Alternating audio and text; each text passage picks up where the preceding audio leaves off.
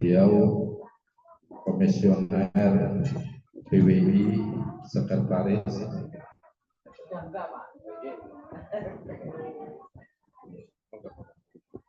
dan beliau kebetulan saya ikut PMKNU di Metro 5 hari, beliau pematainya salah satu di antaranya, sama Pak Kiai Munawir dan kawan-kawan yang lain. Yang kami hormati Ibu Maria Ufah Ansori, beliau adalah Komisioner Pemberdayaan Perempuan Komnas Perempuan, dan beliau juga aktivis Fatayat, dulu ketua Fatayat pusat. Alhamdulillah bisa bersama-sama dengan kita. Yang kami hormati beliau Ibu Profesor Dr. Khawatira Hajeng dan bapak-bapak para kiai, Pak Kiai Hambali, Pak Surya PCNU sekaligus Ketua MUI, Pak Munawir, Pak Kiai Nasihin, Pak Bajuri, semuanya ini yang hadir, tokoh-tokoh semua di Kabupaten Bening Sewu. Tentunya yang pertama kami merasa beruntung pada kesempatan siang hari ini bertemu dengan beliau tokoh nasional di Yayasan Hajah Hardin Bersama yang kesempatan kali ini akan bersama-sama kita salah sehat terkait dengan wakaf dalam perspektif hukum dan implementasinya, dan tentunya ini adalah merupakan ilmu yang sangat berharga bagi kita semuanya, dan beliau pakar-pakarnya. Kami ucapkan terima kasih atas kehadirannya. Tentunya mohon maaf dalam penyelenggaraan pada siang hari ini kalau ada hal-hal yang kurang benar, baik tempat dan lain sebagainya yang kurang mungkin sepadan dengan ketokohan beliau ini. Tentunya kami mohonkan keberkahannya, kehadiran Bapak Ibu sekalian, dan juga ilmunya monggo seluas-luasnya berikan kepada kami yang ada di Kabupaten Bening Sewu ini. Mudah-mudahan di Idul Adha kali ini kita mendapatkan keberkahan secara material yang akan disampaikan oleh beliau, ilmu-ilmunya dan spiritualnya, insya Allah bermanfaat khususnya bagi kita semuanya, dan juga terkhusus bagi Yayasan Hajah Hardin Bersama ini. Terima kasih, mohon maaf, wallahul muwaffiq. Assalamualaikum warahmatullahi wabarakatuh.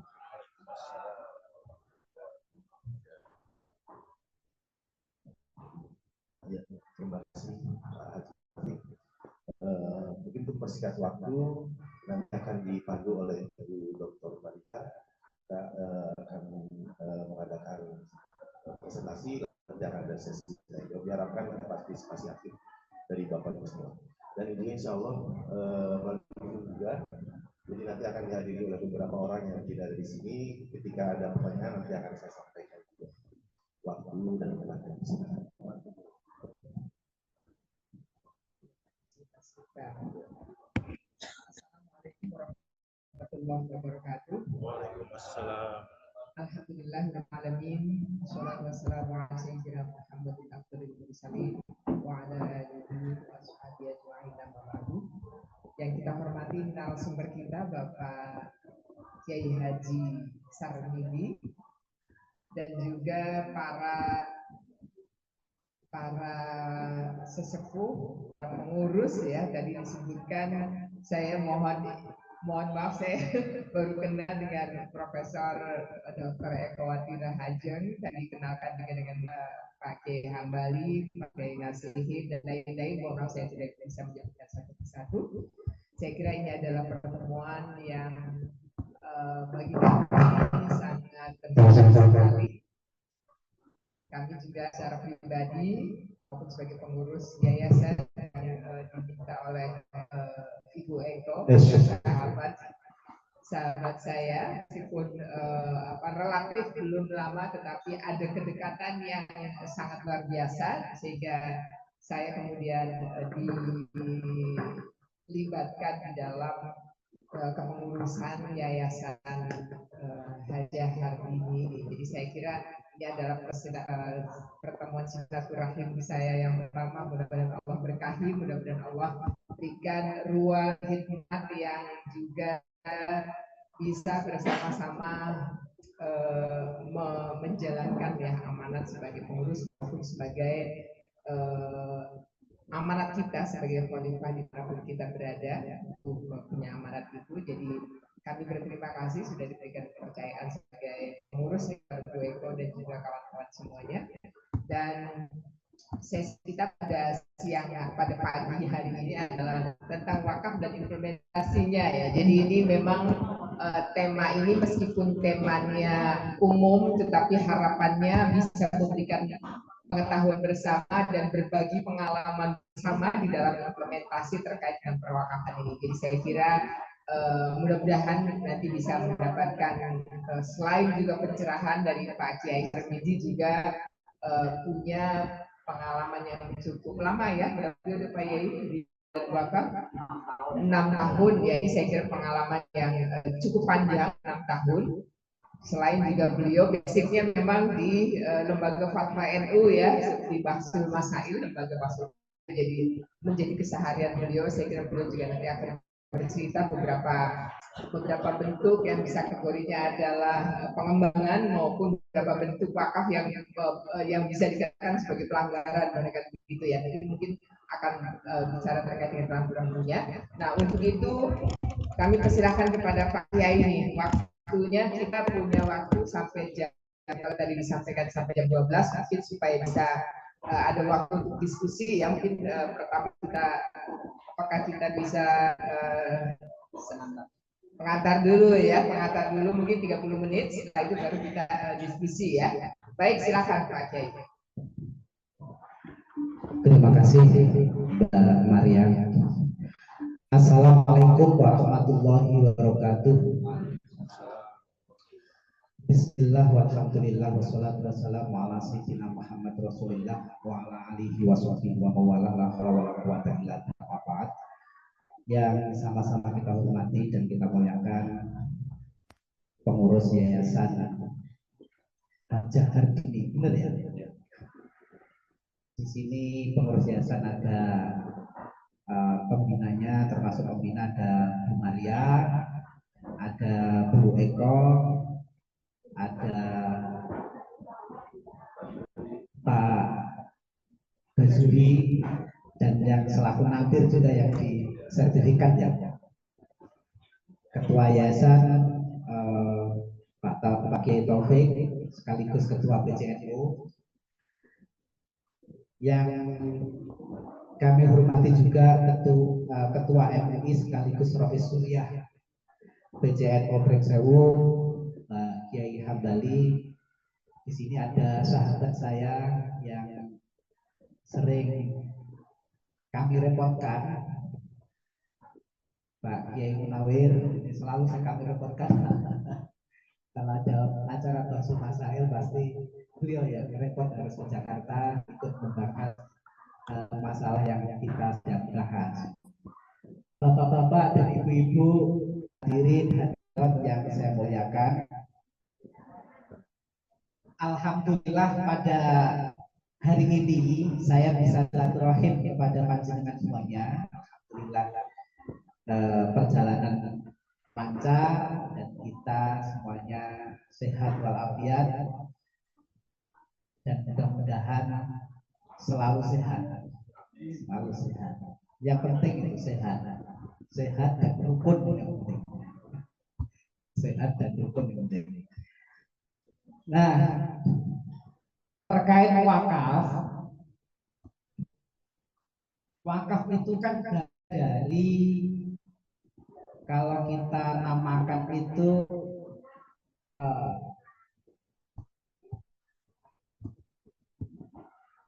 keuangan Islam, bagian dari sumber keuangan Islam. Awal-awalnya seperti itu. Jadi ada zakat, ada infak, ada sedekah, ada wakaf. Itu sumber keuangan Islam. Itu ada di antaranya itu yang sifatnya tabarruk. Sifat tabarruk itu berarti tidak perlu ada iwan apa ganti. Kita wakaf, kita zakat, ya udah zakat. Kita sedekah, sedekah. Enggak ada imbal gantinya, enggak ada. Nah itu wakaf. Jadi wakaf itu kalau dilihat dari sisi hukumnya, wakaf itu kan hukumnya sunnah. Beda dengan zakat. Jadi kenapa kita harus zakat, infak, sedekah, wakaf? Kalau zakat itu hukumnya wajib, sedekah sunnah, kemudian infak juga sunnah, wakaf sunnah. Nah, kalau orang lebih banyak tahu tentang zakat ketimbang wakaf. Wakaf ini kalau perlu baru buka-buka. Ini kayak Prof. Eko itu nggak kenal wakaf, tapi kalau perlu itu buka-buka. Akhirnya tahu tentang wakaf. Karena wakaf ini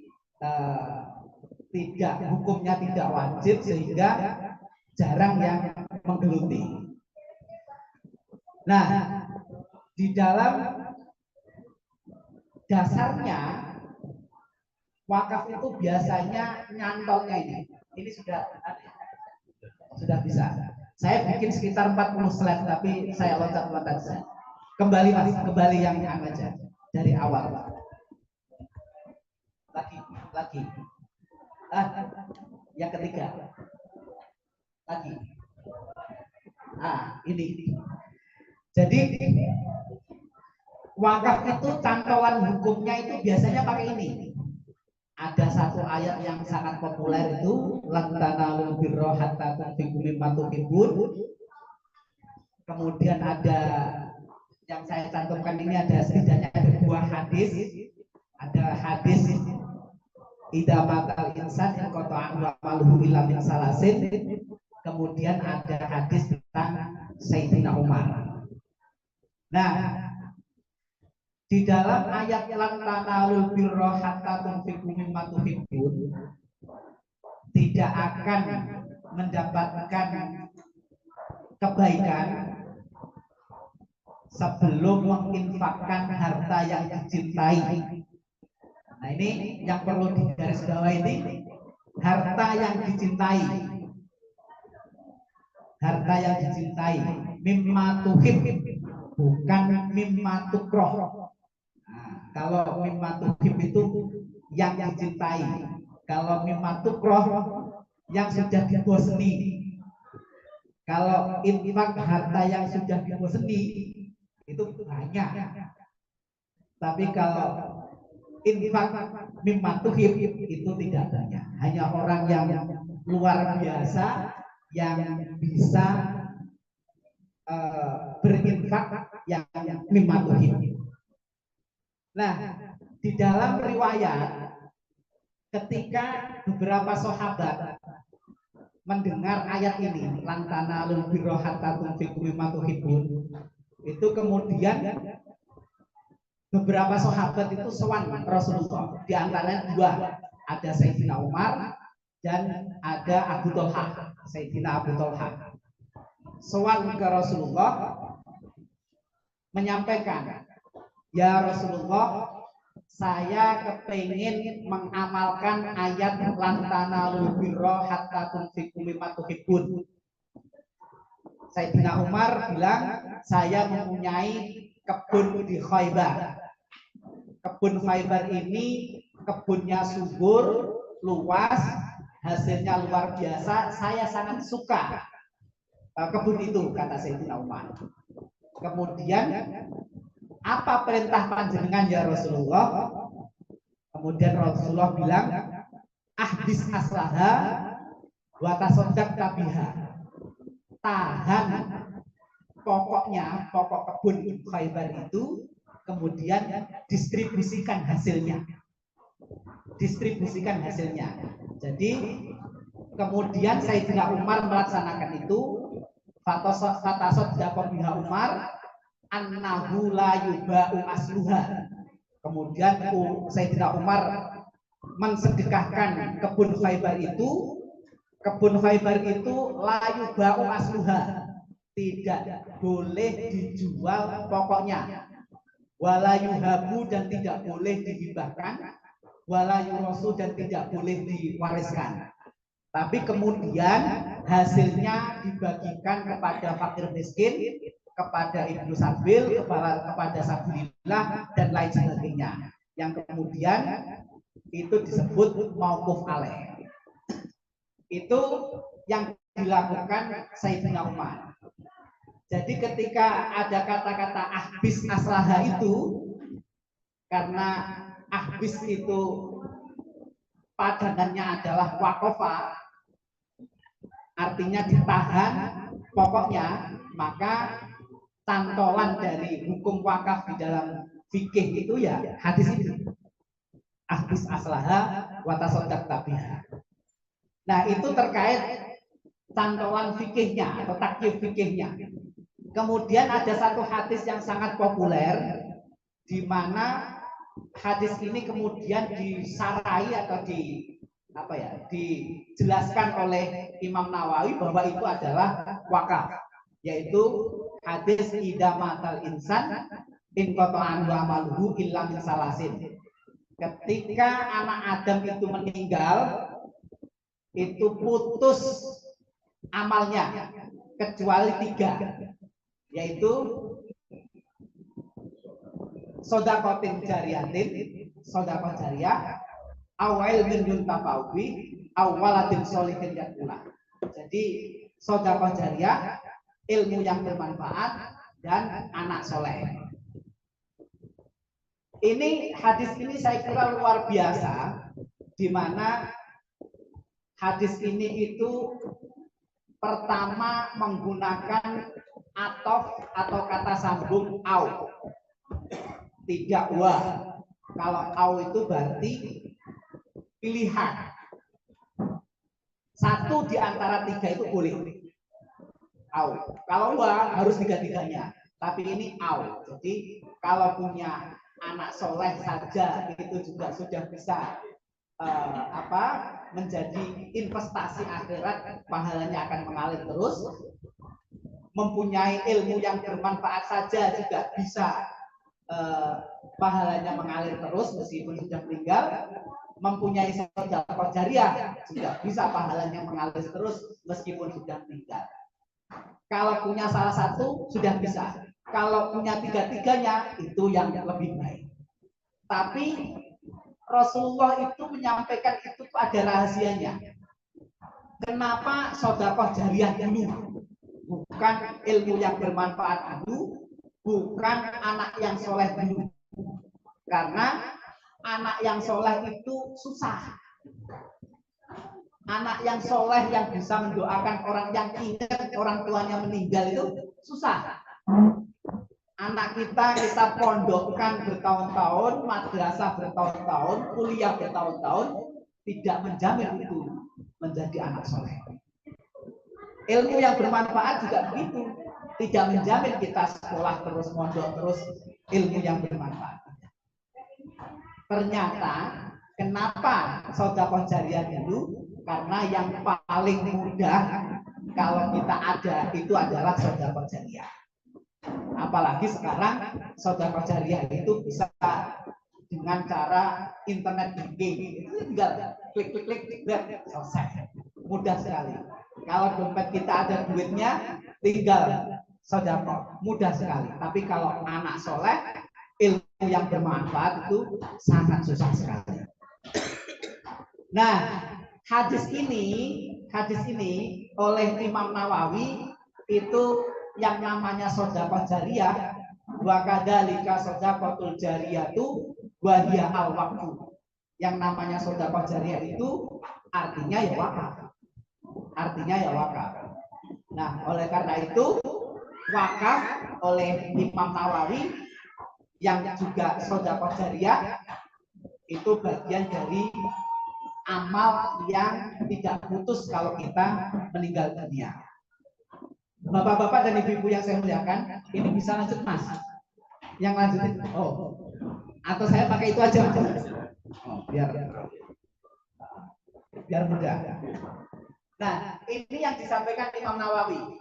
Kemudian di dalam kitab Mubdil Muhtaj, Imam Khatib As-Sardini juga menyampaikan as-shadaqatul jariyatu mahmulatun indal ulama'i al waqfi kama qala Rafi'iyyu fa inna ghayrahu minas shadaqati laisat jariyatan. Ini artinya sedekah yang lain yang tidak tahan lama itu bukan sedekah jariyah. Misalnya saya ngasih makan anak yatim, itu sedekah, tapi laisat jariyatan, bukan sedekah jariyah. Ini gimana Mas? Yang paling besar. Ini yang saya maksud tadi, Islamic Social Fund umat Islam. Jadi ada zakat, infak, sedekah, wakaf. Nah, kalau di sini dijelaskan bahwa kalau zakat, infak, sedekah itu belanja operasionalnya umat Islam, kalau wakaf itu belanja modalnya umat Islam. Kalau di dalam bisnis itu ada operasional expenditure. Kalau modal itu biasanya capital expenditure. Itu bahasa bisnisnya seperti itu. Nah, saya sering cerita, kenapa ini harus berjalan bareng? Karena kalau salah satu maju, yang lain tidak maju, itu akan pincang. Zakat, infak, sedekahnya maju, tapi wakafnya tidak maju, akan pincang. Contohnya kemarin saat COVID, masjid-masjid tidak menerima sedekah karena tidak boleh ada jamaah. Masjid yang tidak punya wakaf itu kolek. Bayar listrik aja nggak bisa. Bayar perbuat apalagi. Itu kolek. Tapi kalau masjid yang masih punya aset kapital, punya wakaf, wakafnya produktif, itu masih bisa jalan. Nah, ini terkait wakaf. Baliknya gimana Mas? Atas kiri ya. Nah, ini saya kira lanjut aja karena kebanyakan. Ini sejarah wakaf. Jadi dulu Rasulullah juga pernah wakaf. Pertama kali Rasulullah itu dari Makkah hijrah ke Madinah, Yasrib waktu itu, berhenti di Kuba, beli tanah, diwakafkan, bangun Masjid Kuba sampai sekarang. Kemudian lanjut ke Yasrib, sekarang Madinah, beli tanah, kemudian dibangun masjid yang sekarang namanya Masjid Nabawi. Itu wakafnya Rasulullah, sudah 1400 tahun yang lalu. Kemudian Rasulullah juga wakaf beberapa kebun. Nah, ini yang saya ceritakan,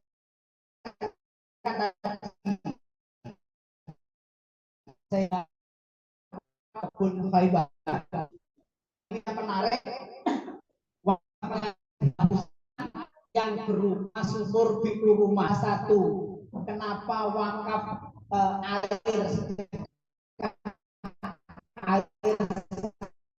dianjurkan? Waktu Madinah itu paceklik, salah satu wakaf yang salah satu sumber air yang paling layak dikonsumsi adalah biru rumah. Tapi biru rumah itu miliknya Yahudi, sehingga Rasulullah bilang atau menyampaikan sayembara, man yastari biru rumah fayaj'ala dalwahu ma'adilahil muslimin bi khairin lahum minha bil jannah. Barang siapa yang membeli biru rumah kemudian diwakafkan, terjemahan bebasnya kayak gitu, itu jaminannya surga, kata Rasulullah. Nah, mendengar pastara itu min sulbil mali, rumah akan saya beli dengan uangku sendiri, kata Sayyidina Utsman. Akhirnya rumah dibeli oleh Sayyidina Utsman. Cerita bahwa memang dulu para sahabat itu gemar berwakaf, sehingga ada Sayyidina Umar, ada Abu Talha, Sayyidina Utsman dan lain-lain. Kemudian ada sahabat Jabir yang menyampaikan, lam yakun ahadun min ashabin Nabi Shallallahu Alaihi Wasallam dumak birotin illa waqafa. Jadi tidak satupun sahabat Rasulullah itu yang punya atau yang mampu itu tidak berwakaf, itu tidak ada. Sahabat Rasulullah pasti berwakaf kalau yang mampu. Kalau yang tidak berarti dia mauquf alaih, kan gitu. Jadi memang wakaf ini menjadi lifestyle-nya para sahabat waktu itu. Suka sekali berwakaf. Nah ini wakaf-wakaf yang masih ada, sudah dulu tapi masih ada, itu ada wakaf Qurawiyin di Maroko, kemudian ada Al-Azhar. Nah, ini wakaf-wakaf yang sekarang masih eksis. Dan ini wakafnya Habib juga yang di Mekah. Ada orang Aceh yang wakaf di Mekah, kemudian kena pelebaran, kemudian wakaf itu dijadikan hotel seperti ini. Hotel itu setiap tahunnya jamaah haji Aceh itu, asal Aceh itu mendapatkan bagian 30.000 jamaah. Tinggal 22 miliar 30.000 jamaah. Setiap gedung ini atau wakaf ini, hotel ini, wakafnya itu mauquf alaihnya jamaah haji asal Aceh, bukan jamaah haji asal Lampung. Kalau jamaah haji asal Lampung dapat belum, nanti ada dari Lampung. Ini terkait fikih wakaf, saya kira saya lanjut aja biar bisa dibaca sendiri. Nah, ini rukun wakaf. Rukun wakaf itu ada 4, sudah saya kotak-kotakin kayak gini. Arkanuhu arbaatun, mauqufun alaih, sibotun, waqifun.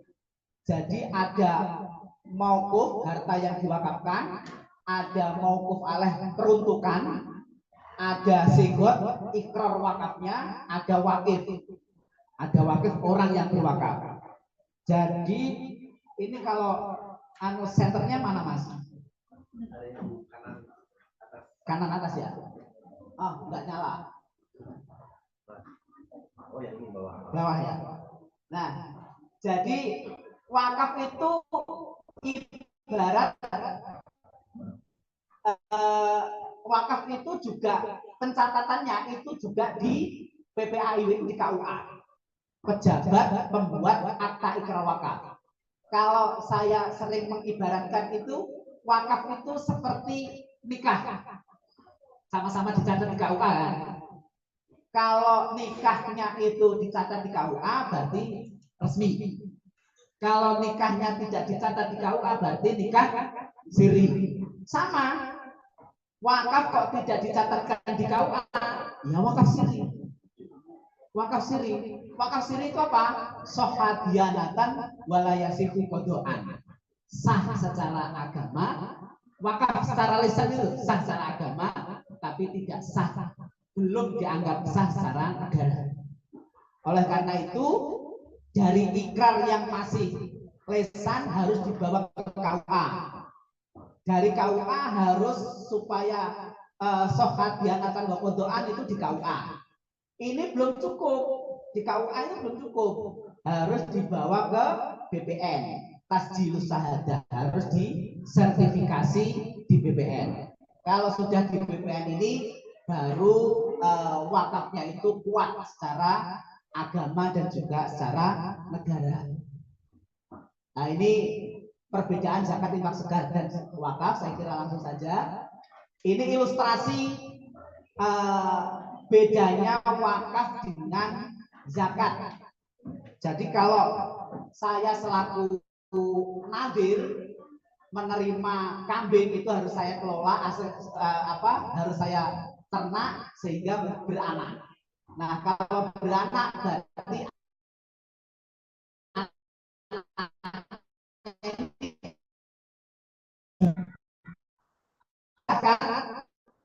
menerima bisa laku ambil bisa langsung dipotong di sini. Tapi kalau ini harus diternak dulu supaya punya anaknya baru boleh dipotong. Kemudian dihargai. Nah, ini sekarang terkait fatwa wakaf uang saya kira langsung saja. Nah, nanti bisa dibaca sendiri lah.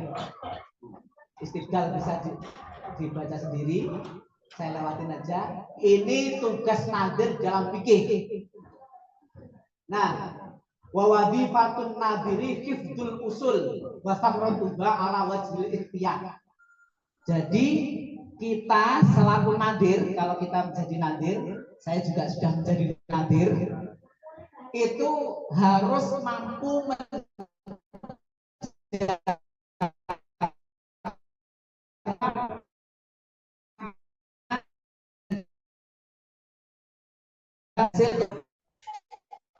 yang dikelola ini mana yang harus ditasarufkan kepada mengwafaleh, mana harus jelas, mana bagian nadir itu harus jelas, karena nadir ini juga bisa mendapatkan bagian dari kelolaan wakaf itu dalam undang-undang itu 10%. 10%. Kalau amil dari pengumpulan langsung 12,5%. Kalau wakif nadir itu 10% dari hasil kelolaan. Nah, ini tugas nadir.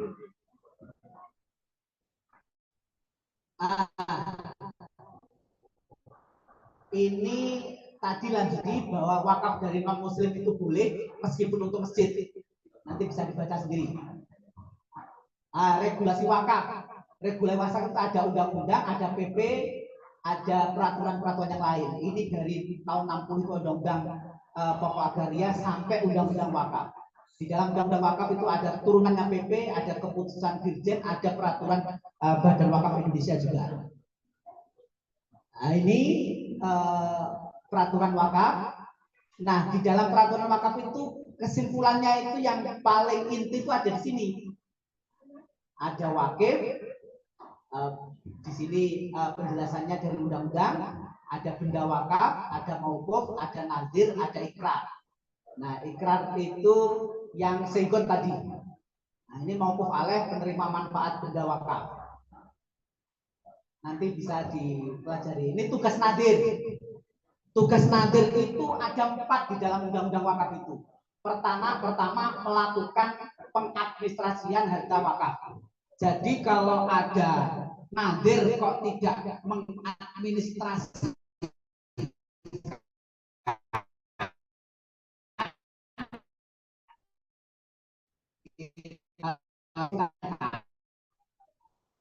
karena kalau tidak diadministrasikan bisa saja nanti ahli waris wakaf bisa ambil lagi, karena yang masih wakaf siri tadi itu bisa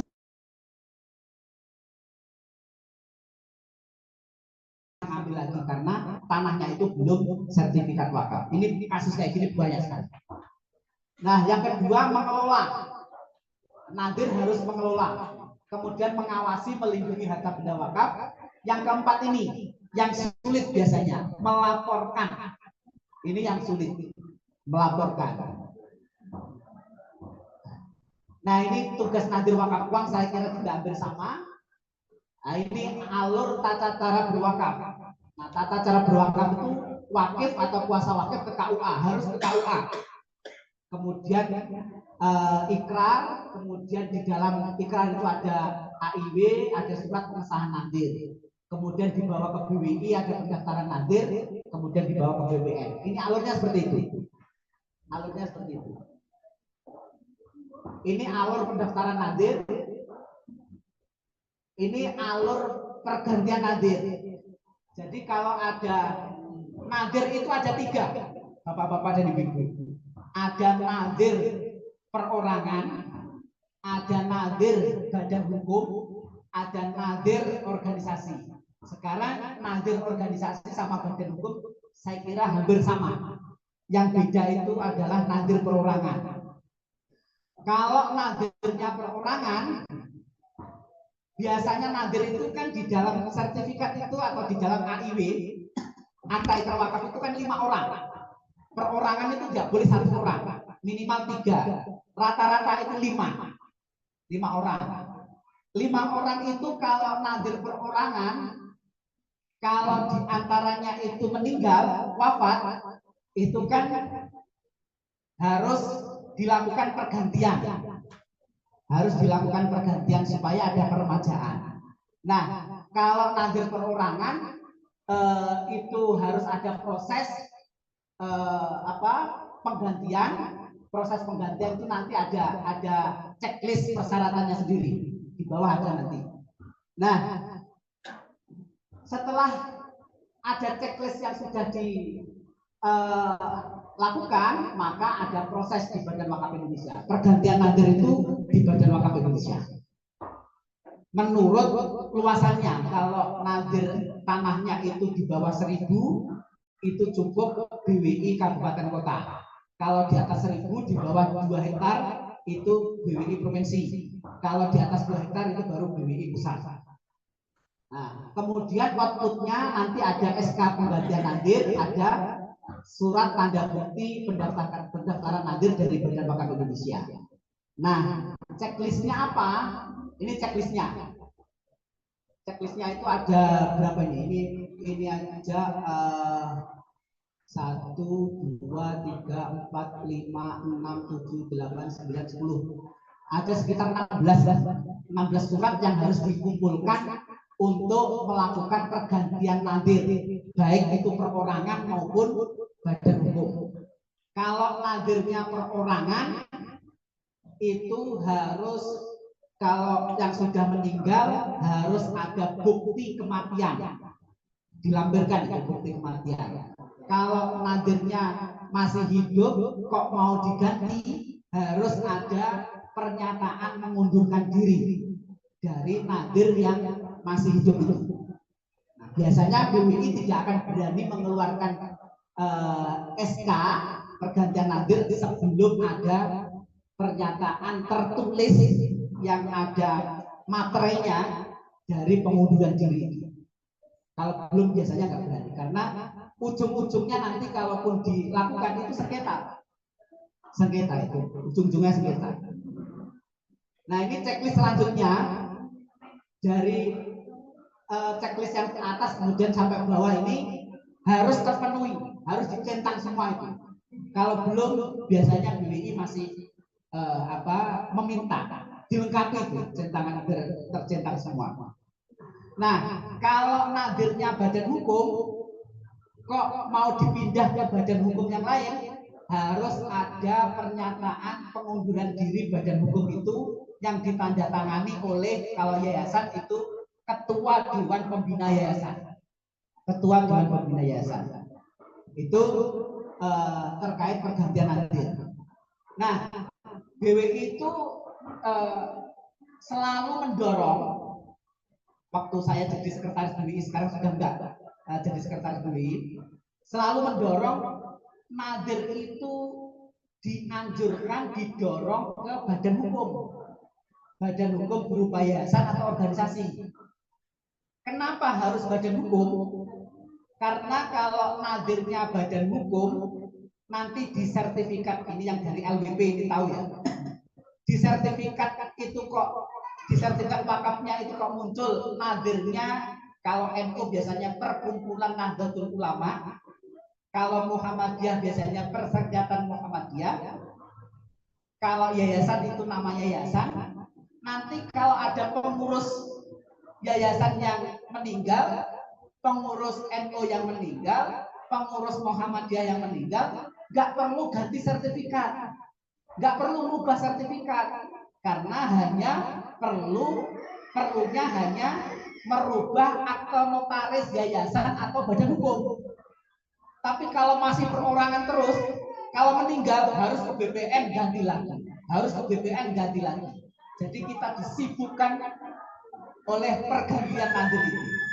Tapi kalau sudah badan hukum tercantum NU, tercantum Muhammadiyah, tercantum Yayasan A, sudah nggak perlu.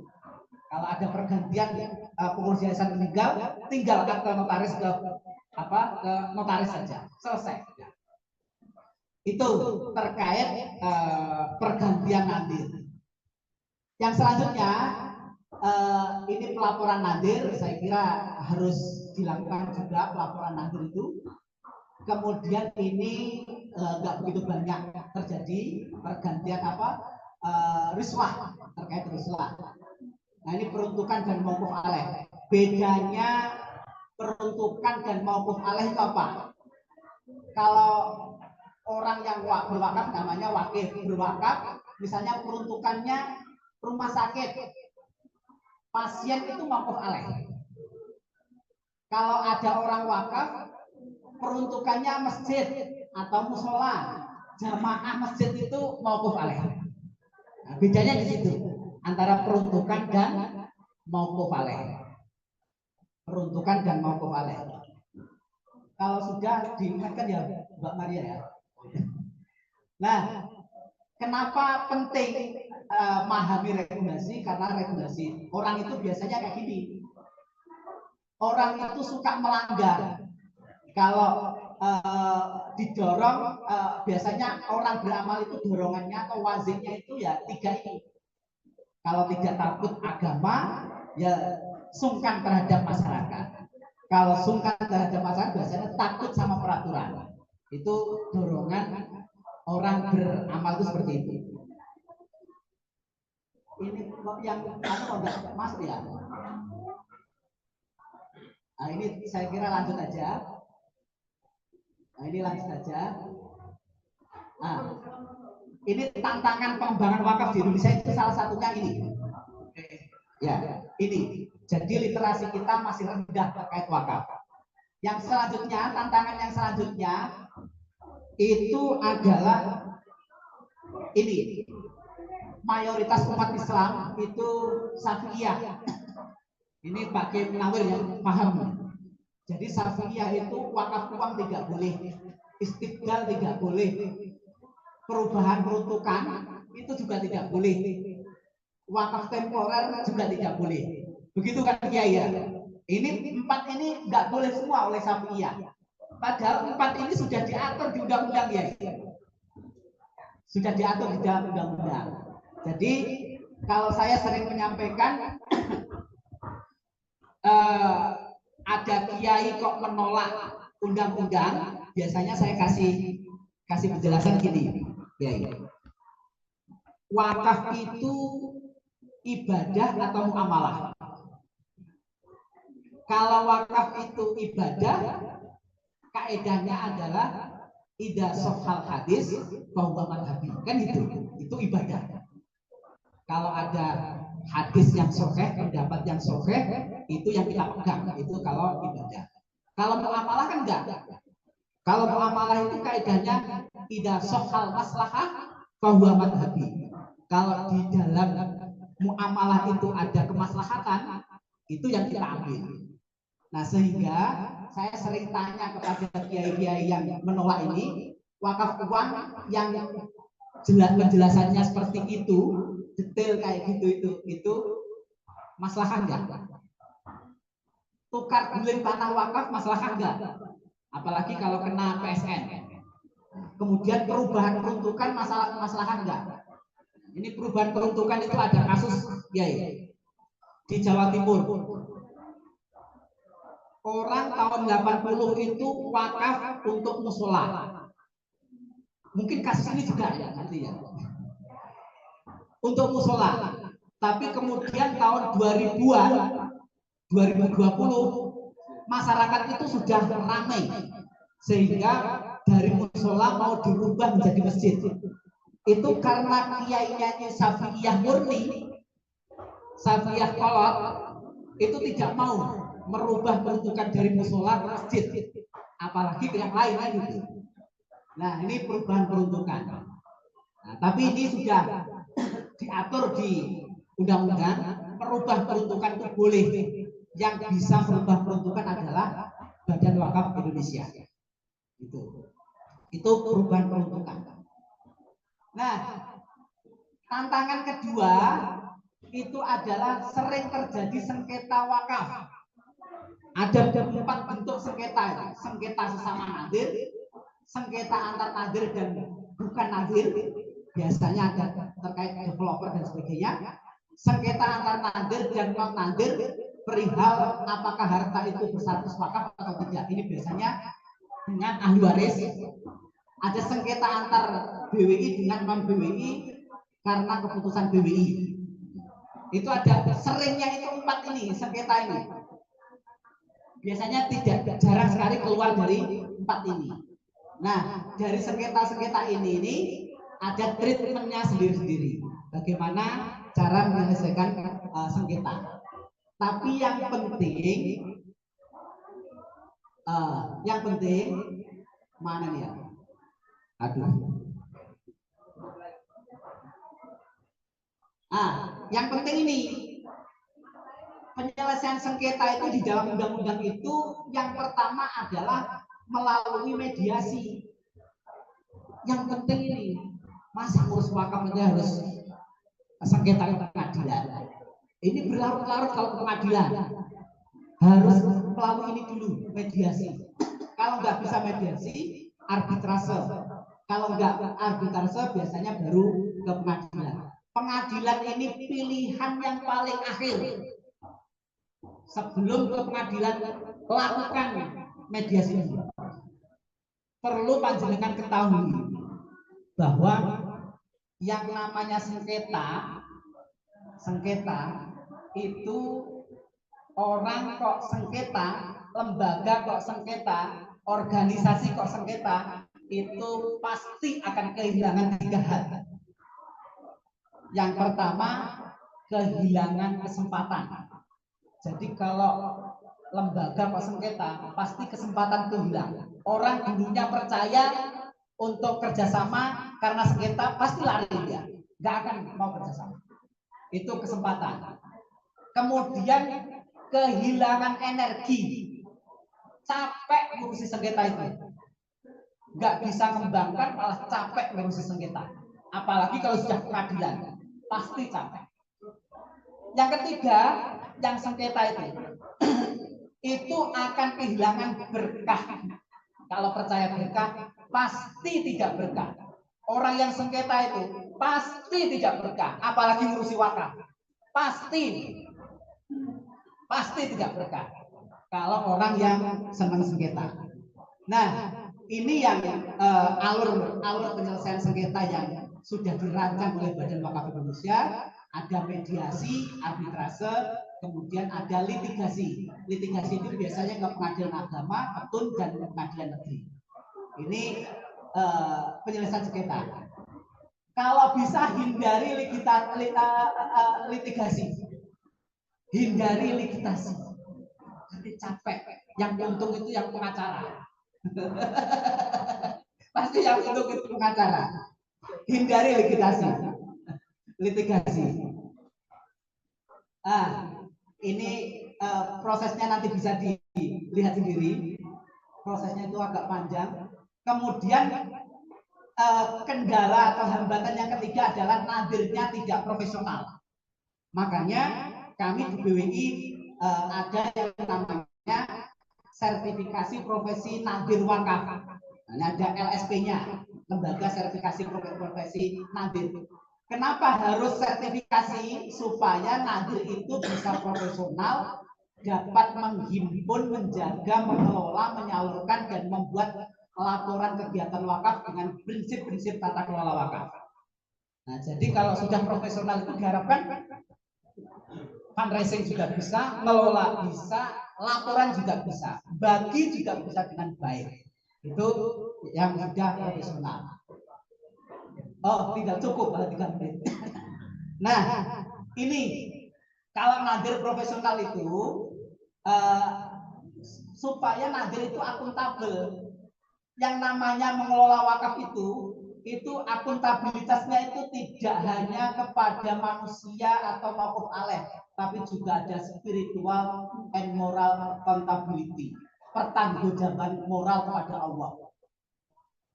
pada manusia. Kalau manusia masih kadang-kadang pertanggungjawaban bisa kita tipu-tipu manusia. Kepada Kemenak dan BWI bisa kita tipu-tipu juga.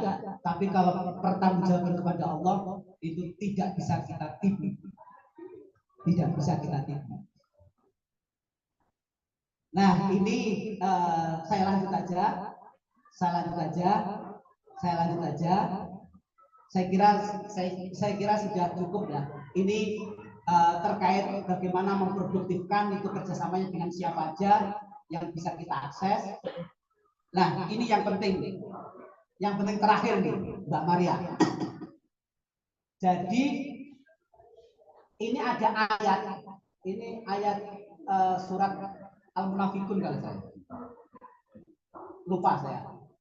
Wa anfiqu mimma razaqnakum min qabli ayyatiya ahadikumul mautu fayaqulu rabbi laula akhartani ila ajalin qarib fa asaddaq. Ini apa artinya?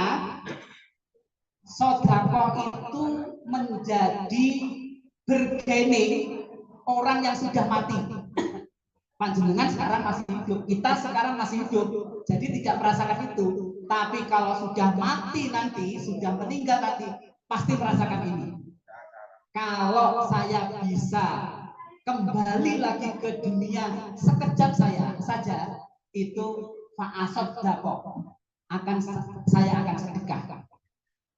Nah, fa'asot dako, bukan fa'asolah, bukan kiai, bukan fa'ahujah, bukan pengen sholat yang kusuk, bukan pengen haji, bukan, tapi kepengen sedekah. Nah, ini yang selanjutnya itu hadis. Kalau kita itu dermawan akan dekat dengan orang. Asafiyu koribun minallah, koribun minal jannah, koribun minan nas, baidun minan nar. Kalau kita dermawan itu akan dekat dengan Allah, dekat dengan surga, dekat dengan manusia, jauh dari neraka.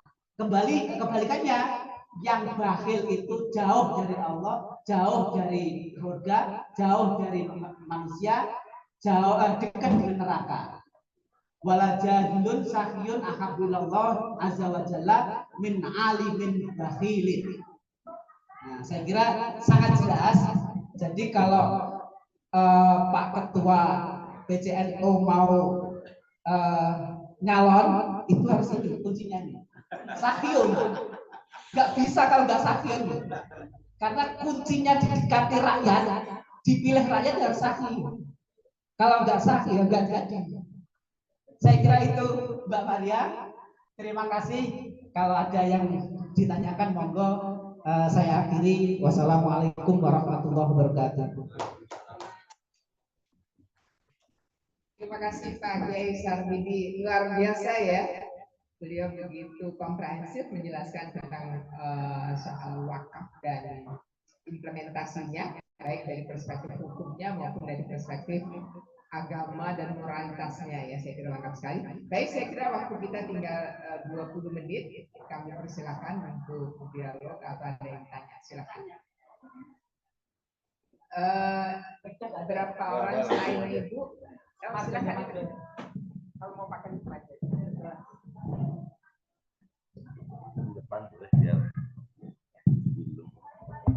Assalamualaikum warahmatullahi wabarakatuh.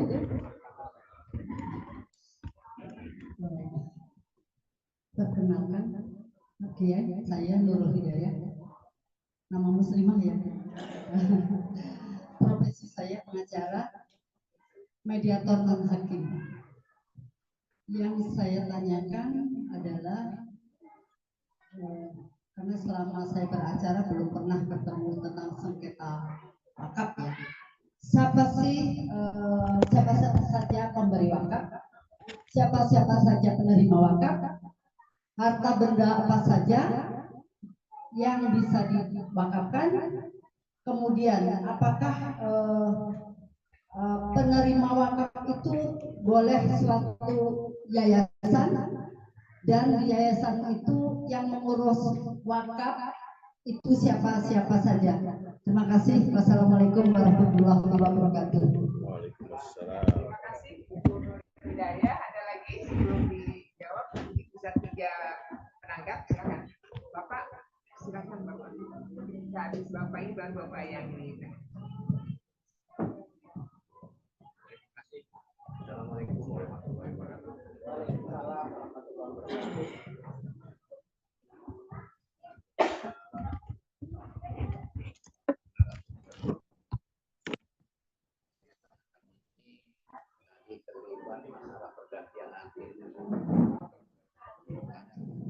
Tadi membicarakan masalah pergantian nazir.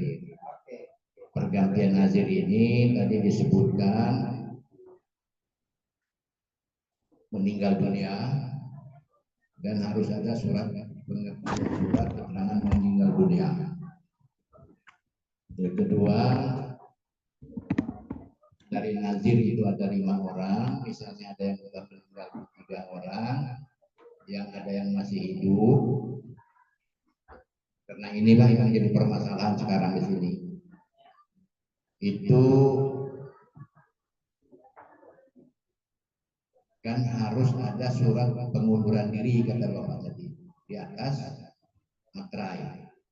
Karena dibaca saya baca tadi di sini, yaitu antara lain bisa diganti apabila kena kasus hukum yang sudah punya kekuatan tetap, sudah itu meninggal dunia, sudah itu mengundurkan diri.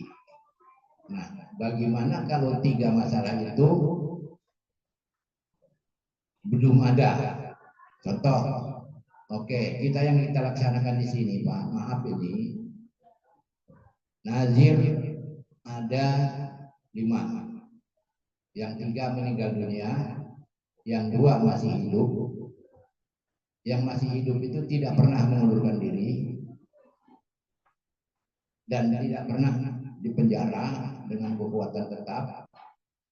Itu jalan keluarnya itu seandainya diadakan pergantian nazir, dan saya baca di checklist itu tadi, itu ada yang harus berkonsultasi dengan ahli waris wakil. Nah, itu mohon ada penjelasannya, Pak. Terima kasih. Terima kasih Pak. Satu lagi.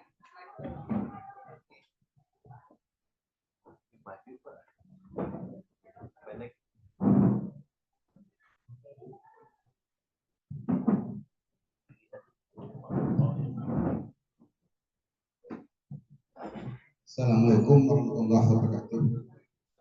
Nama saya Subhan Pak. Saya akan pertanyaan mengenai wakaf tanah almarhumah. Tertulis di AEW, tujuan wakaf untuk pembangunan masalah karena lokasi tanah wakaf strategis, perempatan jalan atau sekitar sekolah, kantor, jalan ke makam Kiai Hadid dan lain-lain. Maka wakil keluarga masyarakat bersama nazir berencana membangun masjid 2 lantai agar penerima manfaat lebih luas dan lebih banyak. Sesuai dengan hukum wakaf, sebenarnya siapa saja Pak yang bisa menjadi wakaf alih atau penerima wakaf, dan sampai di mana batasan wakaf tanah masjid? Apakah hanya masyarakat sekitar saja? Apabila nazirnya tinggalnya berbeda, LK ataupun bayan, apakah masih bisa berperan sebagai nazir? Itu saja. Assalamualaikum warahmatullahi wabarakatuh. Baik, terima kasih Bapak-bapak dan ada Ibu terkait dengan tanggapan dan pertanyaannya. Saya persilakan Pak Kiai, ada 3 pertanyaan. Sudah. Baik, terima kasih atas pertanyaannya. Yang pertama dari Bu Nurul, ya, Bu Nurul Hidayah. Jadi siapa itu wakif, siapa itu nazir, siapa itu mauquf alaih. Wakif itu di dalam undang-undang ada 3 juga. Ada wakif perorangan, perorangan itu bisa menjadi wakif, badan hukum juga bisa menjadi wakif, yayasan mau mewakafkan juga bisa, kemudian organisasi juga bisa. Kalau NU Muhammadiyah punya aset, misalnya dapat hibah itu kemudian diwakafkan, itu juga bisa. Namanya wakifnya organisasi. Kemudian nadir juga tadi sudah saya jelaskan, nadirnya ada 3 juga, perorangan, dan hukum, organisasi. Kemudian mauquf alaih. Mauquf alaih ini fleksibel. Artinya fleksibel apa? Ada mauquf alaih yang umum, tidak perlu disebutkan. Ada yang mauquf alaih yang khusus atau dedicated. Istilah fikihnya itu kan mauquf alaih yang muayyan dan mauquf alaih yang ghairu muayyan, kan gitu. Kalau mauquf alaih muayyan itu kayak tadi tuh, wakafnya Habib Buga. Wakafnya Habib Buga di Mekah itu kan muayyan. Wakaf untuk mauquf alaih jamaah haji asal Aceh. Itu jelas sekali muayyan itu. Muayyan. Tapi kalau yang ghairu muayyan itu umum. Misalnya wakaf untuk masjid, nggak perlu disebut mauquf alaihnya itu masyarakat setempat, nggak perlu. Nanti kalau disebutkan nanti ada jamaah dari luar, nggak boleh nanti. Nah itu namanya mauquf alaihnya yang ghairu muayyan. Itu umum saja. Umum saja. Kalau yang khusus itu biasanya wakaf-wakaf yang produktif itu khusus, tapi ghairu muayyan. Misalnya ada NU membangun rumah sakit, mauquf alaihnya pasti ghairu muayyan, ya. Nggak bisa. Nanti kalau ada non muslim yang mau berobat di situ ditolak. Kalau mauquf alaihnya muayyan, makanya dibikin ghairu muayyan. Tidak khusus, tidak spesifik. Artinya fleksibel. Nah, yang menentukan mauquf alaih, yang menentukan peruntukan itu ya wakif. Orang yang berwakaf atau lembaga yang berwakaf, tidak kita yang menentukan, tapi wakif. Wakif menentukan mauquf alaihnya apa, peruntukannya apa, masjid itu wakif. Makanya tadi saya jelaskan yang Syafi'iyah, pengikut Syafi'iyah yang tidak mau menerima peruntukan itu, salah satunya kan dasarnya kan ini apa, syaratul wakif karena sisari, kan gitu. Syarat orang yang berwakaf yang pertama itu wakaf untuk masjid itu statusnya itu kayak nas, kayak nas Al-Quran maupun hadis, tidak bisa dirubah menurut Syafi'iyah karena syaratul wakif karena sisari. Nah, yang menentukan mauquf alaih adalah wakif. Kemudian yang menjadi nadir siapa? Nadir itu ditunjuk oleh wakif. Nadir itu ditunjuk oleh wakif. Wakifnya nunjuk siapa? Itu nanti yang nunjuk wakif. Makanya kalau ke KUA itu lagi ikrar wakaf itu nanti wakif akan menyampaikan, atau orang yang mendapatkan kuasa dari wakif menyampaikan nadirnya ini, nadirnya si A, nadirnya si B, nadirnya si C, kan gitu. Nah itu namanya nadir ditunjuk oleh wakif untuk yang pertama. Tapi yang kedua dan ketiga kalau ada perubahan tadi, itu yang melakukan perubahan secara peraturan perundang-undangan adalah Badan Wakaf Indonesia. Itu dari pertanyaan dari Bu Nurul. Yang kedua pertanyaan dari Pak Kiai Bajuri selaku nadir. Pergantian nadir sudah saya jelaskan tadi bahwa boleh diganti kalau nadir perorangan ini. Kalau nadir badan hukum saya kira nggak banyak badan hukum itu dibubarkan atau mati itu nggak banyak. Nadir perorangan itu boleh diganti kalau meninggal, kalau mengundurkan diri, kalau kena hukuman hukum tetap, kena kasus pidana hukuman tetap. Nah, 3 ini yang bisa dilakukan pergantian nadir. Karena ada 3 itu syarat yang bisa, maka dokumen yang harus disampaikan untuk melakukan proses pergantian nadir itu yang pertama karena meninggal harus ada surat kematian, karena mengundurkan diri harus ada pernyataan pengunduran diri yang ditandatangani di atas materai. Yang kemudian yang ketiga kalau terpidana harus ada bukti keputusan pengadilan yang sudah inkrah. 3 itu yang bisa dilakukan perubahan nadir. Kalau sudah ada 3 itu atau salah satu dari 3 itu kemudian ternyata masih ada nadir yang masih hidup tapi tidak mengundurkan diri, ada nadir yang sudah meninggal tidak ada surat kematiannya, maka proses itu cacat. Proses itu cacat dan proses cacat ini perlu dilakukan perbaikan. Perbaikan itu nanti kalau sudah tidak ada kompromi baru nanti masuknya sengketa.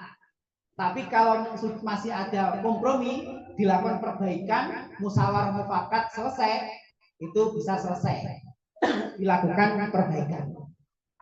Nah, itu terkait pergantian nadir. Nah, biasanya orang itu selalu bertanya, posisi ahli waris wakif itu di mana? Itu.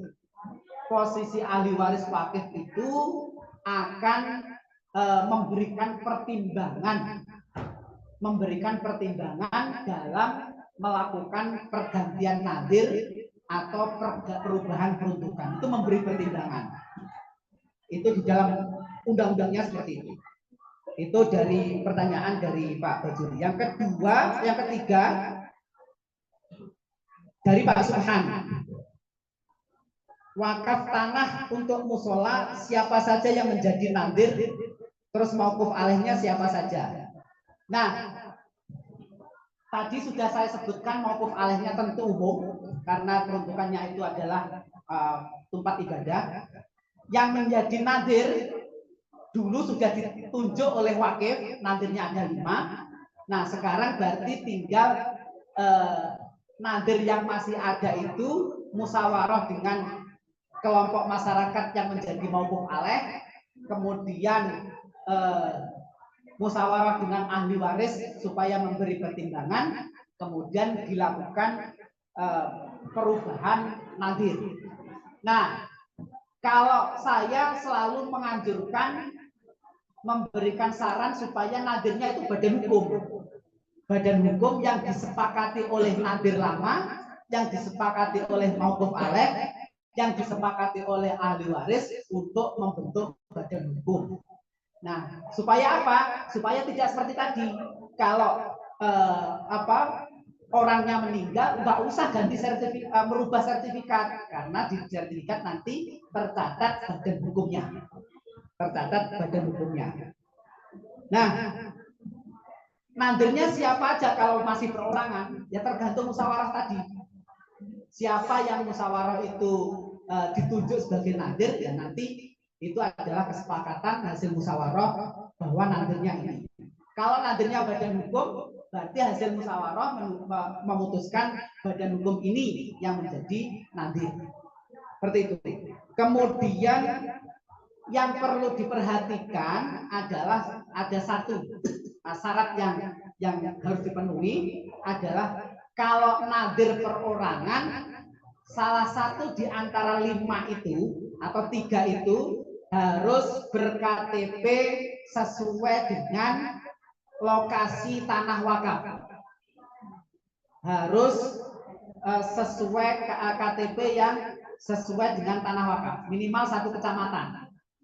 minimal 1 kecamatan. Kalau 1 RT ya agak berat ya, 1 kecamatan. KTP-nya sama di kecamatan itu. Kemudian kalau yayasan, salah satu pengurus yayasan itu juga KTP-nya sama seperti alamat aset wakaf itu, minimal 1 kecamatan. Itu yang ketentuan menjadi nanti. Saya kira itu dari ketiga pertanyaan sudah saya jawab, mudah-mudahan bisa terpuaskan. Terima kasih. Baik, terima kasih Pak Kiai Harmidi. Ini karena waktu kita terbatas, kalau seandainya ada yang masih ingin bertanya, gitu ya, atau masih ada hal-hal yang ingin didiskusikan dengan Pak Harmidi, boleh di luar forum ini? Boleh. Baik, terima kasih. Ini waktunya. Bagaimana itu? Silakan. Satu aja. Ya, silakan.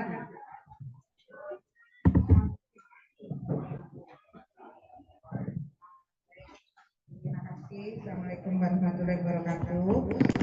Izin, mungkin ini sebetulnya sudah sering dibicarakan, tapi kebetulan hadir, terima kasih di sini adalah para takmir dari masjid. Mungkin sedikit mohon pencerahannya bahwa sebenarnya masjid itu milik siapa sih Pak Yai? Nah ini salah satu contoh saja pertanyaan yang sangat mendasar, karena terus terang aja saya sebagai ahli waris wakaf itu pernah mungkin diinikan sampai bahwa masjid itu akan diambil yayasan, misalnya gitu. Nah padahal sementara saya mendirikan yayasan ini untuk memakmurkan masjid yang sudah diwakafkan ya oleh ibu saya, yang juga dibangun sebetulnya bukan dengan masyarakat sekitar, mungkin juga dulu masyarakat di pinggir jalan, karena kita juga nah ini terus kemudian ada pemahaman seperti itu. Nah ini tentu mungkin mohon diberikan pencerahan, karena sebetulnya maksud dari didirikan yayasan ini adalah untuk lebih memakmurkan masjid. Nah, tapi usulan ini justru ditolaknya itu oleh KUA. Nah, ini kebetulan ada KUA sendiri di sini. Jadi berpendapat bahwa itu nggak bisa disatukan. Itulah asal muasal yang akhirnya berkepanjangan. Tapi kami juga berikhtiar, dan terus terang ini juga sudah diwakafkan kan.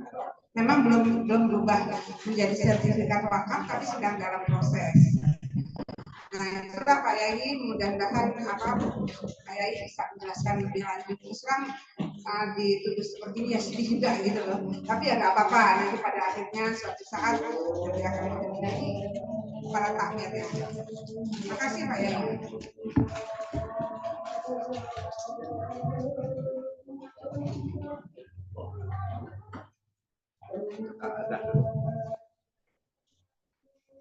Terima kasih Bu Eko, ini karena azan ya kita hadapnya dulu.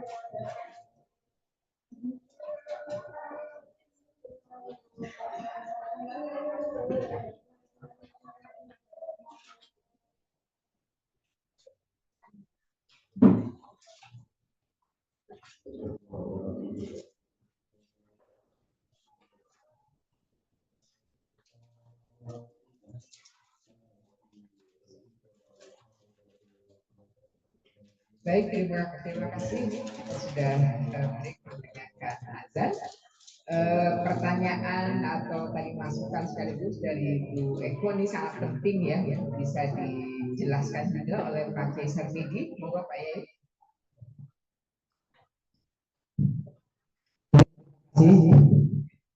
Jadi wakif, orang yang berwakaf ketika sudah melepaskan harta bendanya kemudian menjadi wakaf, itu secara fikih terutama Syafi'iyah itu harta benda wakaf ini menjadi miliknya Allah. Menjadi miliknya Allah. Nadir itu hanya mendapatkan amanah untuk mengelola. Nadir itu mendapatkan amanah untuk mengelola. Tidak boleh nadir itu mewariskan kepada anaknya sebagai nadir. Itu tidak ada aturannya. Nadir itu diwariskan. Harus ada pergantian sesuai dengan aturan. Artinya kalau sudah miliknya Allah itu berarti miliknya masyarakat. Miliknya masyarakat. Jadi yang berhak wakaf itu tidak lain adalah semuanya. Ahli waris wakif juga berhak karena juga bisa menjadi mauquf alaih karena ini adalah tempat ibadah. Masyarakat juga menjadi mauquf alaih. Nadir juga selaku amanah menjadi pengelola wakaf juga menjadi mauquf alaih juga. Nah, ini adalah milik semuanya, bukan miliknya nadir, bukan miliknya lagi ahli waris.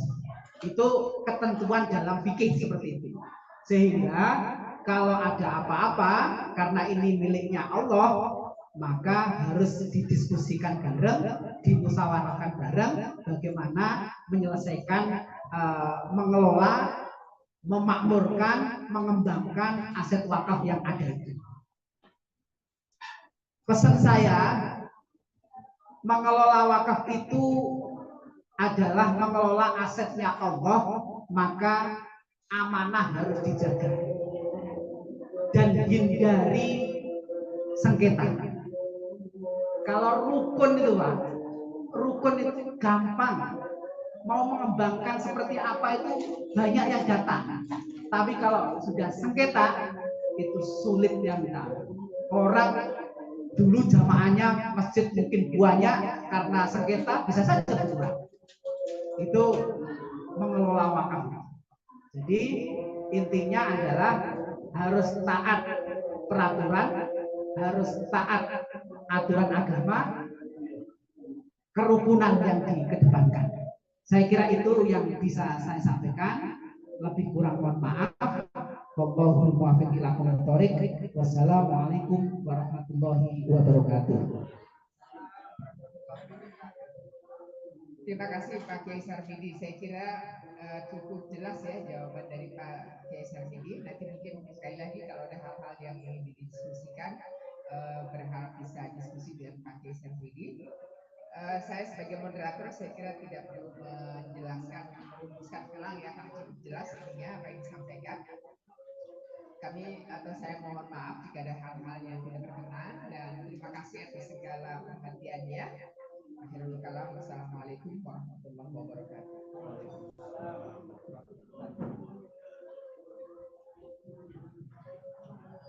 Ya, alhamdulillah. Terima kasih banyak Pak Kiai, Bu Dr. Maria, Bapak dan Ibu semua, para Kiai. Alhamdulillah banyak ilmu yang bisa kita dapatkan. Ada satu artikel sebenarnya yang saya baca sebelumnya itu kebetulan pas tentang makna haji gitu. Jadi dalam satu artikel itu sebenarnya yang dikurbankan oleh Nabi Ibrahim itu bukanlah Nabi Ismail, tetapi rasa kepemilikan terhadap Ismail tersebut. Jadi pada saat kita wakaf, pada saat kita sedekah, pada saat kita infak, rasa kepemilikan itu yang kita usahakan. Jadi sama momennya dengan momen Idul Adha. Jadi terima kasih Bapak Ibu sudah aktif dalam pertanyaan juga. sesi ini kita akhiri di sini dan insya Allah nanti akan lanjutkan setelah istirahat sholat dan makan. Terima kasih. Wa ma taufiqi illa billah, alaihi tawakkaltu wa la yunib. Wassalamualaikum warahmatullahi wabarakatuh.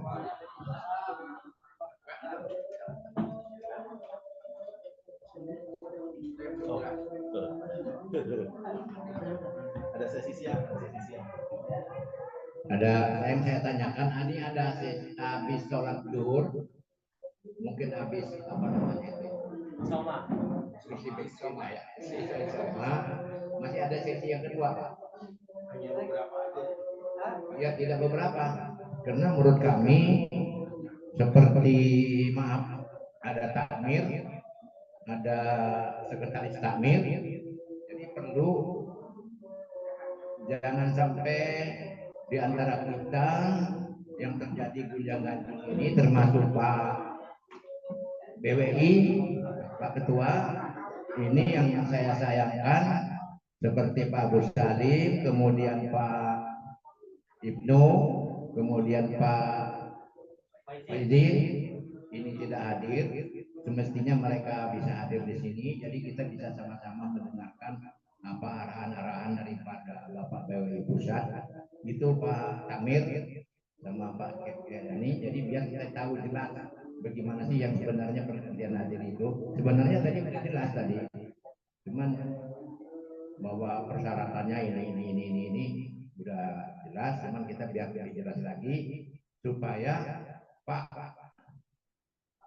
KUA sebagai sekretaris BWI juga menyelesaikan masalah ini kuning, Pak ya. Itu maksud saya, kalau biar sama-sama ngerti, Pak BWI-nya juga nggak pening, jadi kami juga sebagai warga merasa juga tenang, supaya artinya kita mengelola niat kita ibadah ini betul-betul diterima oleh Allah, bukan saling membenci di antara kita. Saya kira itu, terima kasih. Mohon maaf. Assalamualaikum warahmatullahi wabarakatuh. Setelah isoma pukul berapa kira-kira? Satu. Ya, nanti kumpul kembali mungkin sekitar 1:04 atau pukul 1.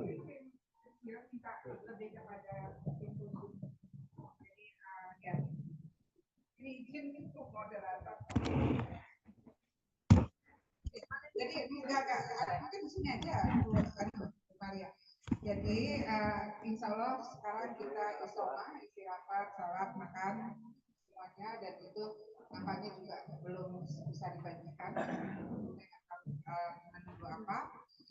Tapi kemudian nanti secara khusus akan diberikan forum untuk kita itu sebetulnya tadi ya silaturahim. Jadi monggo kalau mungkin tadi nggak kesempatan bertanya, terus nggak habis bahan untuk kopi, nanti kita diskusi kecil saja, yang atau langsung mungkin minta arahan.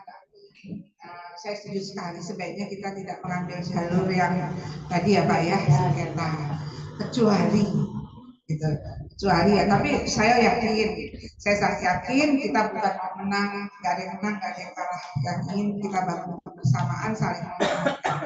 Nah, tapi untuk itu jadi mohon juga diberikan fasilitas Pak Kepala KUA. Jadi mungkin nanti Pak Kepala KUA, Pak Junaidi dari KUA, mungkin setelah ini bisa secara khusus dilanjutkan.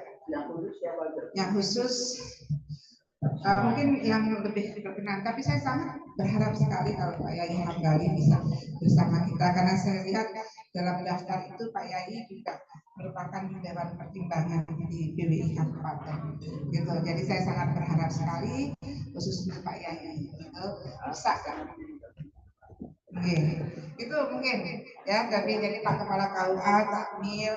Nah, tapi kalau memang ada yang berminat, karena ini ilmu wakaf terus sangat manfaat sekali, monggo gitu.